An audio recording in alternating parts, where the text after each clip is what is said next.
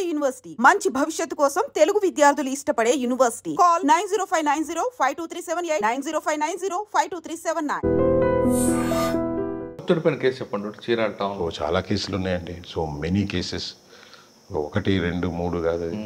చీరాల్లో దాదాపు నేను ఒక 5 years చేశాను ఎస్ఐ. ఇన్స్పెక్టర్ గారు ఇన్స్పెక్టర్గా అప్పుడు ఆ టైంలో సాయిబాబు గారా? కాదు, సత్యనారాయణ గారు అని నేను చనిపోయారు. ఆయన ఉండేది. కొంత తర్వాత నజీర్ అని ఒక ఆయన ఉండేది. కొంతకాలం పృథ్వీనారాయణ అని ఆయన ఒక ఇన్ఛార్జి కూడా చేశారు. అప్పుడు ఆయన ఇంకొల్లు సిఐగా ఉండేది. ఒక 2 నెలలు 3 నెలలు కూడా మాకు ఒక అప్పుడప్పుడు ఆయన చీరాల లేనప్పుడు ఇంకొల్లులో పృథ్వీనారాయణ చాలా. పృథ్వీనారాయణ గారు ఆయన దగ్గర డైరెక్ట్గా నేను చేయకపోయినా నేను ఇక్కడ ఒంగోలులో వచ్చేసేటప్పుడు కూడా ఒంగోలులో షార్ట్ టైం ఉన్నారు ఆయన సిఐగా. తర్వాత ఇంకొల్లు సిఐ అంటే చీరాలకి పక్కనే ఉండేది. నేను హెడ్ క్వార్టర్ ఎస్ఐను కాబట్టి సో నాతో ఎప్పుడు వచ్చినా అదన్నారు అంటే అక్కడికి వస్తే ఎవ్రీథింగ్ అంటే రూముని లేకపోతే కొంత ఉంటాయి కదా పక్క ఊరికి వచ్చినప్పుడు.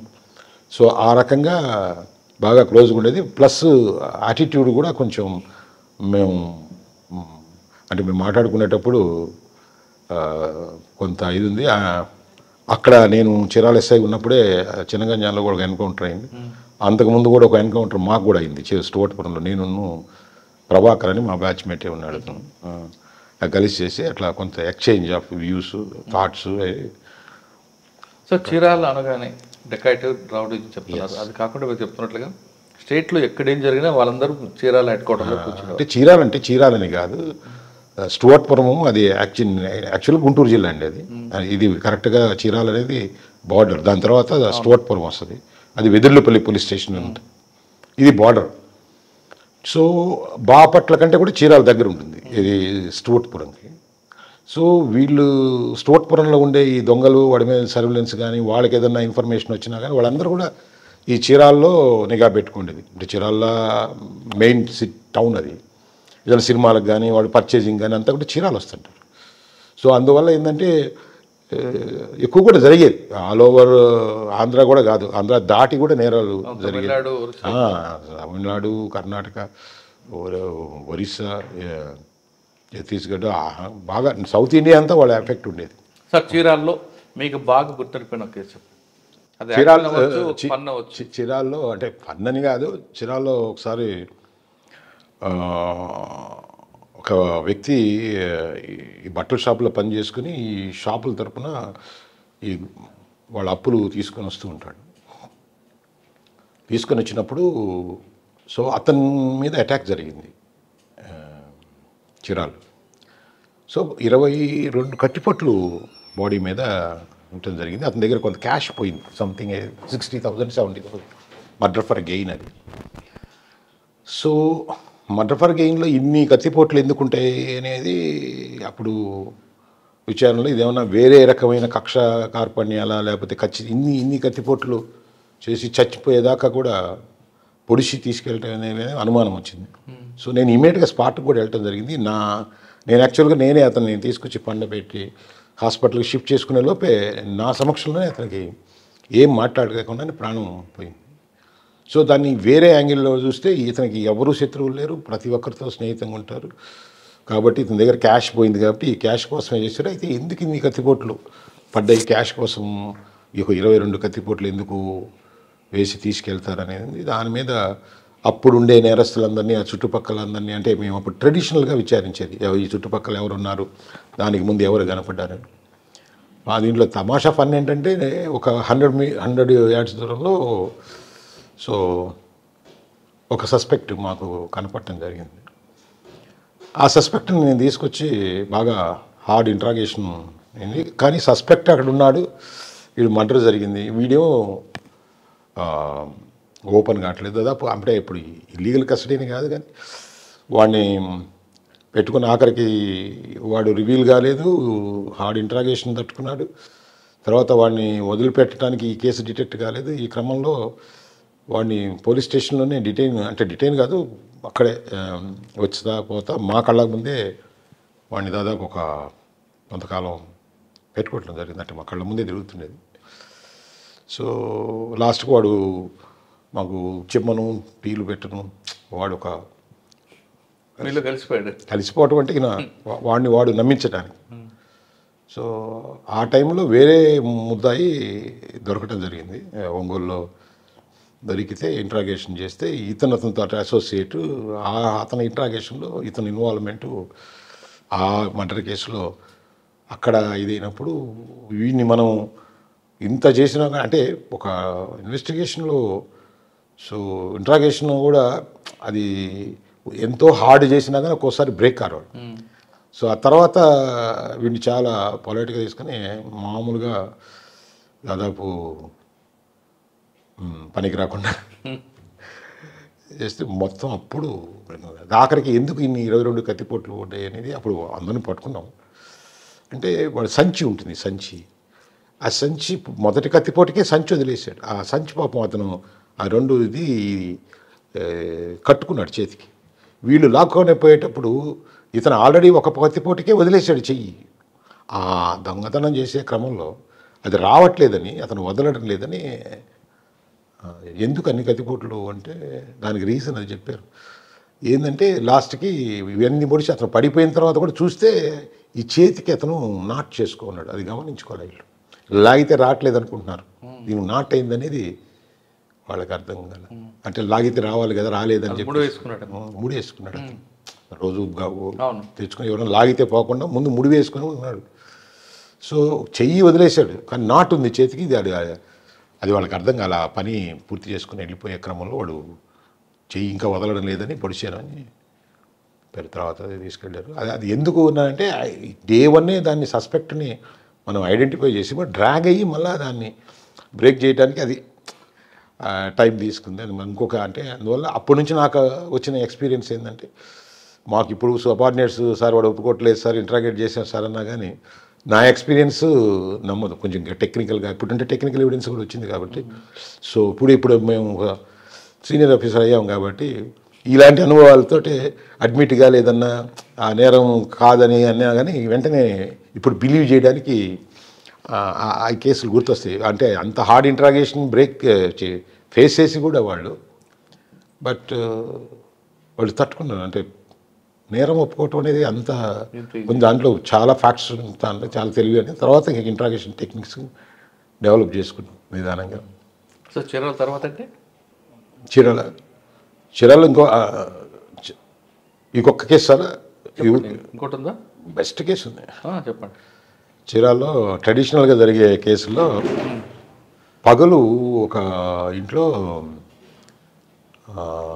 6కి ఒక 120 సవర్లు గోల్డ్ డే టైమే ఎత్తుకొని వెళ్ళిపోతే ఒక 2 hours తర్వాత అతను ఫోన్ చేశాడు, ల్యాండ్ ఫోన్ సార్ మా ఇంట్లో దొంగలు పడి మా అమ్మని కట్టేసేసి 120 సవర్ల బంగారం తీసుకెళ్ళిపోయారు సార్ అని చెప్పడం జరిగింది. ఎంతసేపు అయింది జరిగి అంటే వెంటనే మనం కార్డుని లాక్ చేసుకోవాలి కదా. ఆల్రెడీ దాదాపు 2 hours అయిపోయింది సార్. 2 hours నుంచి ఎందుకు ఫోన్ చేయలేదంటే మేము ఇన్సిడెంట్ జరగగానే బయటకు వస్తే వాళ్ళు బయటే ఉన్నారు సార్ దొంగతనం చేసుకుని వాళ్ళు. మాకు చెప్పారు 2 hours దాకా బయటకు ఫోన్ చేసినా, ల్యాండ్ నుంచి ఫోన్ చేసినా ఎస్టీడీ బూత్ వాళ్ళకి చంపేస్తామన్నారు. సో వాళ్ళు బయటే చంపేస్తారేమని చెప్పి 2 hours నుంచి మేము చూసుకుని ఆఫ్టర్ 2 hours వచ్చి చేస్తామంటే అప్పటికే వాళ్ళు ఫ్లై అయిపోయారంటే అర్థమైపోయింది మాకు. సో ఆ కేసులో ఆ డే 5 గంటలకు మొదలుపెట్టి మనుషులందరూ ఉండే డే కాలనీ, అది బోర్డు కాలనీ, వైశ్య కమ్యూనిటీ ఉంటారు అక్కడ. దాన్ని కొంచెం ఈ కోణంలో కాకుండా వేరే కోణంలో కూడా దాన్ని ఇన్వెస్టిగేట్ చేసాం. పేర్లుగా ఇప్పుడు అందరూ కొంతమంది ఉన్నారు, కొంతమంది వేరే వృత్తుల్లో ఉన్నారు. దానికి రీజన్ తెలిస్తే వాళ్ళకి ఏదో డబ్బుగా అవసరమయ్యి ఎవరి దగ్గర డబ్బు ఉందని అక్కడ ఒక నేరం చేసి అక్కడ షెల్టర్ తీసుకొని ఆ ఎక్స్పెన్సెస్కి డబ్బులు లేవని చెప్పేసి వీళ్ళు రోజు ఆడ ఎస్టీడీ బూత్లో ఉంచి ఆ కేసు గురించి, ఒంగోలులో జరిగిన కేసు గురించి వీళ్ళు మాట్లాడుకుంటూ సో డబ్బులు లేవు మనకి, రావాల్సిన డబ్బు అందలేదని చెప్పేసి వీళ్ళ దగ్గర ఉందనే క్రమంలో ఇది చేయటం జరిగింది. ఈ కేసు అది ఎంత కష్టంగా అది అంటే ఇన్వెస్టిగేషన్ అది ఎలా బయటకు వచ్చిందంటే, ఈ నేరం జరగక ముందు అక్కడ గేట్ ఉంటుంది, ఒక చిన్న గేట్. ఆ గేట్ దగ్గర ఒక టీ కొట్టు ఉంటుంది. యాక్చువల్గా ఆ టీ కొట్టులో ఎవరో ఒక జీన్ ప్యాంట్ వేసుకొని ఒక మోటార్ సైకిలిస్టు పోతూ ఉంటే ఆ టీ షాప్లో జరిగే అతను నమస్కారం అన్నా అన్నారు. ఈ జీన్ ప్యాంట్ వేసుకున్న అతను అక్కడ ఇన్వాల్వ్ అయినట్టు అక్కడ ఎవిడెన్స్ వచ్చింది. సో దానికి ముందు ఈ ఎఫెన్స్కి ముందు ఈ జీన్ ప్యాంట్ వాడికి ఇక్కడ ఈ టీ కొట్లో ఎవడో నమస్కారం పెట్టాడు. సో ఈ ఎవరికి నమస్కారం పెట్టాడు ఆ జీన్ ప్యాంట్ వాడు ఎవడు అని అంటే ఈ టీ షాప్ వాడికి ఈడెవడో తెలియదు, నమస్కారం పెట్టినాడు. ఆడు ఎప్పుడో వస్తాడు సార్ అంటే, మేము ఇప్పుడు బాబు కొంత ఇది ఇచ్చి వాడు ఎప్పుడు మళ్ళీ టీ కొట్టుకొచ్చినా మాకు ఇన్ఫర్మేషన్ చెప్పమని అప్పుడు అడగడం జరిగింది. సో వాడు ఒకరోజు వస్తే ఇట్లా జెన్యున్గా వాడు రాగానే మాకు ఇన్ఫర్మేషన్ ఇవ్వడం జరిగింది. మేము పోయి ఆయన పట్టుకున్నాం. ఆ నమస్కారం పెట్టినాడు. సో అన్న ఎవరెవరు ఆ రోజు నమస్కారం పెట్టిందంటే, సార్ అతను పెద్ద రౌడీ సార్, చాలా పెద్ద రౌడీ అతను. పెద్ద రౌడీ అని నీకెట్లా తెలుసురా అంటే, అదే రాని పేరుతో ఉంటుంది సార్. ఏదో సినిమా హాల్లో ఏదో రావోయి చందమామ సినిమా చూస్తుంటే ఇంటర్వెల్లో కనపడితే మా ఫ్రెండ్ ఇతను చాలా పెద్ద రౌడీ అని చెప్పాడు సార్. పేరు ఏదో తెలియదు సరిగా, అక్కడ పరిచయం చేశాడు సినిమా హాల్లో. ఇక్కడ కనపడ్డాడు సార్, అందుకు నమస్కారం పెట్టాను అని చెప్పడం జరిగింది. సో ఎవరో రౌడీ దీంట్లో ఇన్వాల్వ్ అయ్యారు అంటే, అఫెన్స్ ఏమో డెకాయిటీ, రాబరీ, అరే డెకాయిటీలే, కానీ చేసేదేమో ఇప్పుడు రౌడీ అంటే రౌడీయిజం చేయకుండా ఈ రౌడీకి దీనికి ఏంటి లింక్ అని చెప్పి ఆ కోణంలో మళ్ళీ ఆ ఇన్వెస్టిగేషన్ ట్రెడిషనల్గా తీసుకెళ్ళి ఇతను ఏదో రా అనే ఒక అక్షరం చెప్పాడు. దానికి సంబంధించిన వాళ్ళని లిస్ట్ అవుట్ చేసి వాళ్ళ మూమెంట్స్ అంతా తీసి ఊర్లో ఉన్నారా లేదని లాస్ట్కి ఆ కేసుని క్రాక్ చేసాం. క్రాక్ చేసినప్పుడు ఇదంతా ట్రెడిషనల్గా క్రాక్ చేసినప్పుడు మొత్తం ఒక 5 మంది వ్యక్తులు దాంట్లో ఉన్నారు. అందరినీ అరెస్ట్ చేసి రౌడీ ఏం చేస్తాడు, అంతా రౌడీలు చేశారు. ఒక్క దొంగ, 4 రౌడీలు ఒక్క దొంగని ఇన్వాల్వ్ చేశారు. అది సక్సెస్ అవడానికి ఆడు కూడా ఆ రౌడీ కూడా ఈ దొంగ కూడా రౌడీలకి హైదరాబాద్లో టచ్లోకి వస్తే ఇది ఎలా చేయాలని వాడి ఎక్స్పీరియన్స్ ఈ రౌడీలతో షేర్ చేసుకుని వీళ్ళకి డబ్బులు అవసరం ఎంత చేసుకున్నారు. వీళ్ళందరినీ కూడా అప్పుడు అరెస్ట్ చేసి అది ఎందుకు నాకు ఈ కేసు ఎప్పుడు గుర్తుంటుందంటే, ఏ క్లూ లేదు. ఎవరో గేట్ వేస్తే ఒక జీన్ ప్యాంట్ వ్యక్తి ఆడు ఉంటే ఆ జీన్ ప్యాంట్ వ్యక్తికి ఎవరో టీ కొట్లో ఉండేవాడు నమస్కారం అని పెడితే ఆ జీన్ ప్యాంట్ వ్యక్తి ఎవరో తెలియకుండా అదే జీన్ ప్యాంట్ వ్యక్తి నేర స్థలంలో వాళ్ళు చెప్పిన అదే జీన్ ప్యాంట్ ఉన్నాడు ఆ వ్యక్తి. అంటే ఇన్సిడెంట్ 10 మినిట్స్లో జరిగింది కాబట్టి ఆ దగ్గరలోనే ఉంటుంది. ఆ చిన్న క్లూ పట్టుకొని మొత్తం కేసే బ్రేక్ చేసాం. ఇట్లాంటివి కొంత హ్యాపీనెస్ ఇస్తుంటే వాడు జీన్ ప్యాంట్ మనం పట్టి ఎస్ జీన్ ప్యాంటు నమస్కారం. ఓకే, చీరాల తర్వాత ఎక్కడికి వచ్చారండి? చీరాల తర్వాత ఒంగోలు వన్ టౌన్ వచ్చారు. Ongole one town. ఒంగోలు అంటే ఛాలెంజ్ ఉందా? మామూలు ఛాలెంజ్ కాదు. అప్పుడంతా యాంటీ గుండా స్క్వాడ్ కూడా ఉండేది. అప్పుడు ఎవరు ఎస్పీ ఎవరు అప్పుడు? నేను అంజనీ కుమార్ అను ప్లస్ కిషోర్ కుమార్ గారు, అంజనీ కుమార్ గారు అప్పుడు 2 ఎస్పీలుగా చేశారు. అంటే నేను అక్కడ ఆ టైంలో ఉన్నప్పుడు. సో సూర్యప్రకాష్ గారు కూడా ఉంటారు అప్పుడు అడిషనల్ ఎస్పీ. అప్పుడు అడిషనల్ అంటే నేను మధ్యపాడు ఎస్ఐ ఉన్నప్పుడు సూర్యప్రకాష్ గారు అడిషనల్ ఎస్పీ. ఇప్పుడు పాప కూడా వేద అని. ఇప్పుడు అది ఆ టైంలో కదా మీకు కళ్యాణ మండపం కట్టి. యా అప్పుడు మేమంతా ఉన్నాం. Okay, correct. అక్కడ ఏమని గుర్తుందండి? ఒంగోలులో గుర్తురా అంతా ఒంగోలు అంతా ఆ టైంలో కదా మర్డర్ అవుట్ అయింది మన సుబ్బరామరెడ్డి గారి. ఇది మాగుంటలో ఉంది అటాక్. నేను చీరాల్లో ఉన్నప్పుడు జరిగింది ఆ కేసులో కూడా. ఆ ముద్దాయిని పట్టుకున్నా నేను, గణేష్ అని ఉన్నాడు, జైలు నుంచి బయటకు వచ్చారు. గణేష్ అని అతను ఉన్నప్పుడు నేను ఎదురు దొరికాడు గణేష్ మీకు? ఆయన వస్తున్నప్పుడు రైల్వే ట్రాక్ పోలీస్ స్టేషన్ ముందు నుంచి పారిపోయాడు. కాదు యాక్చువల్లీ 2 పారిపోయారు. అప్పుడు ఒక అతనేమో ఈ కడవ కుదురును మన వేటపాలెం మధ్యలో క్రాస్ అయ్యారు, రైల్వే ట్రాక్ క్రాస్ అయ్యారు. ఒక అతనేమో ఇటు ఇంకొల్లు మీద వెళ్ళిపోవడం జరిగింది. అప్పుడు ఇంకొల్లు మీద ఉన్నప్పుడు ఇంకొల్లు పోలీసుని అలర్ట్ చేశారు. ఇటు పాస్ అయినప్పుడు మమ్మల్ని అలర్ట్ చేశారు. నేను డిఎస్పీ గారు ఆ రోజు మాణిక్యరావు గారు డిఎస్పీ ఉండేది. ఎవరండి? మాణిక్యరావు అని రిటైర్డ్ అయ్యారు. నేను మోటార్ సైకిల్ మీద తీసుకొని రైల్వే ట్రాక్కి ఆపోజిట్లో మోటార్ సైకిల్ పెడితే అప్పుడు ఆయన పాపం మా డిఎస్పీ గారు ఏమయ్యారో కూడా తెలియదు. అప్పుడు ఆ డిఎస్పీ గారు పాపం సిక్ అయ్యారు ఈ పైన ఈ ట్రాక్ మీద నడపటం. తర్వాత వాడు ఆ గణేష్ వాడు కొంచెం అంటే డీటెయిల్స్ వద్దు, లోపల అనుకుంటే మన చిన్న ఇది ఒక చిన్న పాంగ్ గద్దినట్టు కదిలాడితే ఆ కదలికని బట్టి మేము వెపన్ ఉండింది కాబట్టి మేము వెపన్ పట్టుకుని అక్కడే స్పాట్లోనే దొరికాడు. అప్పుడు సత్యనారాయణ అని సిఐ గారు ఉన్నారు చీరాలకి. సో పట్టుకుంది మేమే. తర్వాత ఇంకా అందరూ జాయిన్ అయ్యారు. పట్టుకుని ఆ స్పాట్లోనే ఇంట్రాగేట్ చేసాం. అప్పుడు మాగుండు సుబ్బరామరెడ్డి మర్డర్ కేసు ఎప్పుడు గుర్తుంటుంది నాకు. సార్ మీకు ఒంగోలులో బాగా గుర్తుండిపోయింది.